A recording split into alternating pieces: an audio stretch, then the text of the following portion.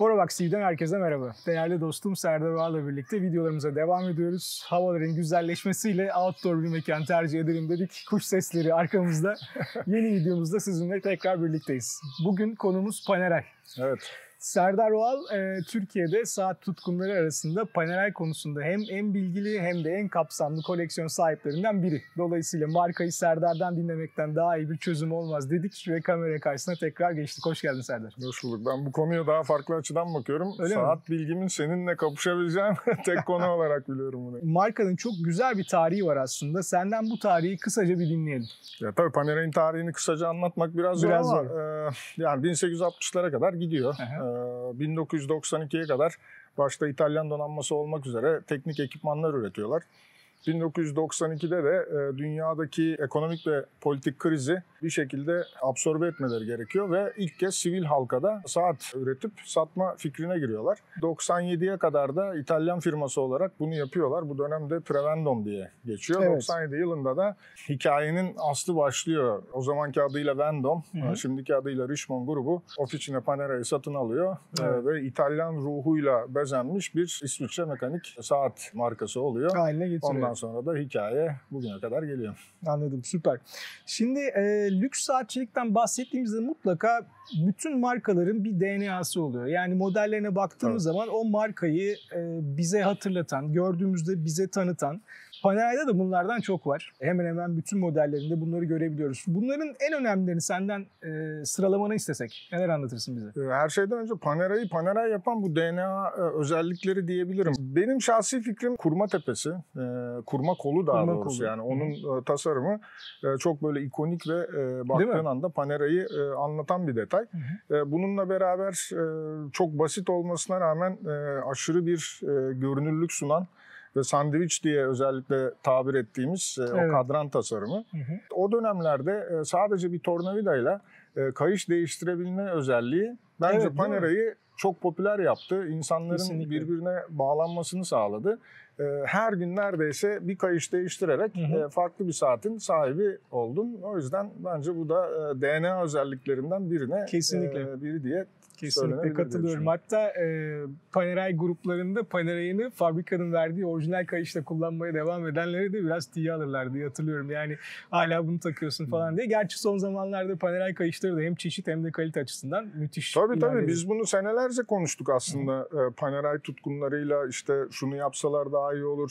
İlk çıktığında sadece bir renk kauçuk kayışı vardı Panerai'nin. Ondan sonra üzerine bir mavi bir logoyla Karbotech'i çıkardılar. Ondan sonra çok farklı renk seçenekleriyle kanvaslar çıktı, rubber'lar çıktı. Şu an dediğim gibi çok geniş bir yelpazede kayış bulmak. Doğru. Zaten bu kayış çılgınlığı Panerai'ye özgü bir detay diye düşünüyorum. Evet, oradan başka başladı. Bir markada bu kadar kayış değiştirmeye yönelik bir hayran kitlesi görmedim. Yoktu. Açıkçası. Şimdi bakarsak AP dahil, Zenit dahil birçok marka kolay değiştirilebilir kayışlarla insanlara farklı deneyimler sunabiliyorlar. Farklı saat deneyimleri sunabiliyorlar. Yani. Olayın bir de Paneristi kısmı var. Panerai hayranlarının kendine verdiği isim bu.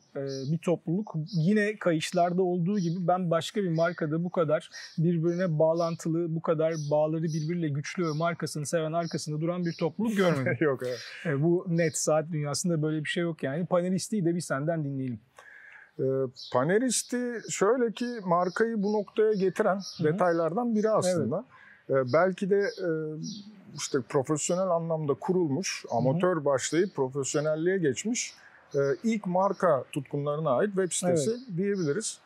Sadece Panerai konuşuldu, sadece Panerai'den bahsedildi ve bir anda inanılmaz bir kitle orada kendini Panerai dünyasının içinde buldu. Paneristi şöyle aslında yani İtalyancadan gelen bir kelime. Zaten İtalyan orijinli bir marka olduğu için Paneristi yani Panerai seven gibi, Panerai tutkunu gibi bir anlamı var. Tam birebir karşılığı olmasa da. Bu arada tabii Paneristi etiketini kendisine yapıştırmak isteyen bir sürü insan, sırf bu community'nin, bu topluluğun içine girmek isteyen bir sürü insan Panerai almaya başladı. O dönemde de tabii Panerai'nin üretimleri, model seçenekleri bu kadar geniş değildi. Her sene special edition, özel edisyonlar çıkarırlardı ki bayağı kısıtlı adetlerdeydi.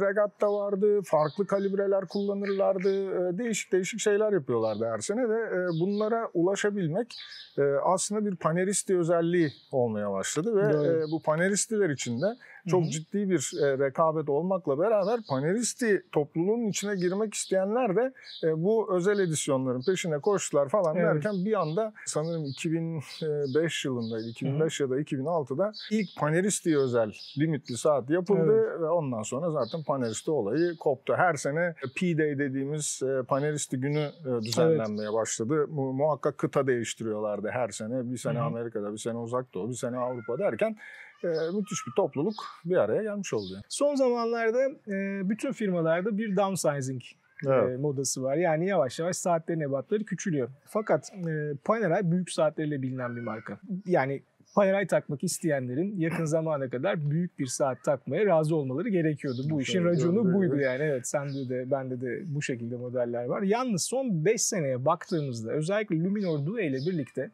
Panerai'nin daha kompakt, takılabilir, ince, ufak modelleri çıkmaya başladı. Tabii ufak derken görece yine 40 ve 42 milimetrelerden bahsediyoruz. 38 milimler de var. Yani ama Paneristi'yi birazcık nasıl diyeyim kızdırdı mı, üzdü mü, küstürdü mü öyle bir feedback dolaşıyor internet forumlarında ve bununla ilgili sitelerde. Sen bu konuya nasıl bakıyorsun? Şimdi benim bu konudaki fikrim biraz daha farklı.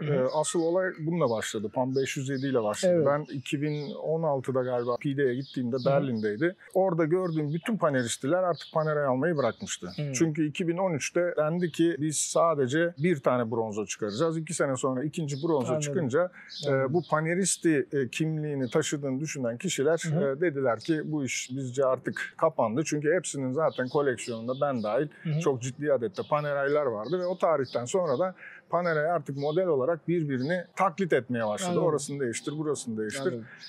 Ve o tarihten sonra iş biraz paneristi anlamında geçerliliğini yitirmeye başladı. Evet. Panerai'nin bir marka içinde kendi dinamikleri var. Bir de Richemont grubunun dinamikleri var. Evet. Dolayısıyla ya Richemont grubunun da kararıyla Panerai'nin buna uymak zorunluluğuyla koleksiyonu tamamen değiştirmeye başladılar.